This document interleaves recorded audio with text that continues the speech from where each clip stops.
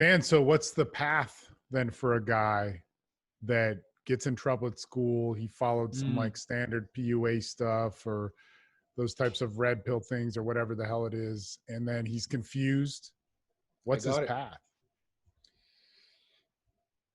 Well, certainly if it's a young guy, here's what I recommend to any guy. Get the fuck out of there. Go. I'm not joking.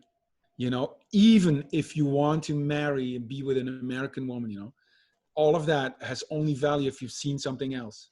You know, the world is out there and it's so vast and it's so different than what you're used to. And there's so many places where you're going to be welcomed as you are. And certainly in the States, there's a stigma on it. You know, people think you go, bro, oh, you can't make it here, or you're a loser.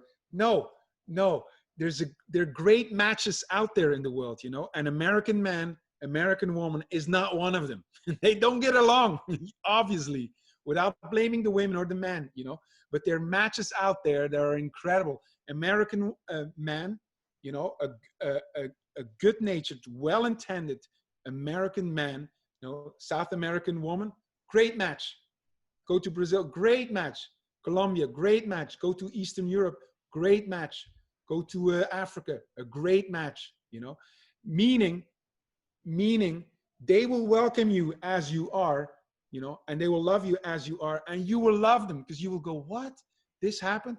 Like when I'm not bad with women, you know, I figured some things out, and everything changed when I went to Romania.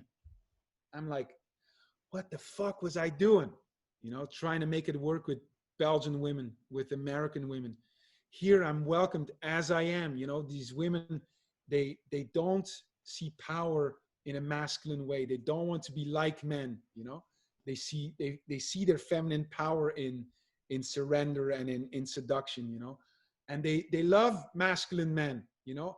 And they're used to men in Romania who treat them, not all of them, because they're great men there, who treat them like shit, you know. And I come along and I treat them like queens, and they think of me as a king.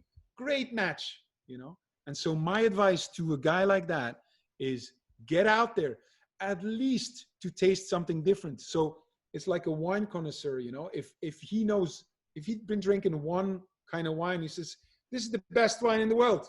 Are you going to trust him? No. But if he has tasted all the wines in the world and he says, this is the best wine, this one from America, that's the best, then you can trust him. It's the same with relationships, you know.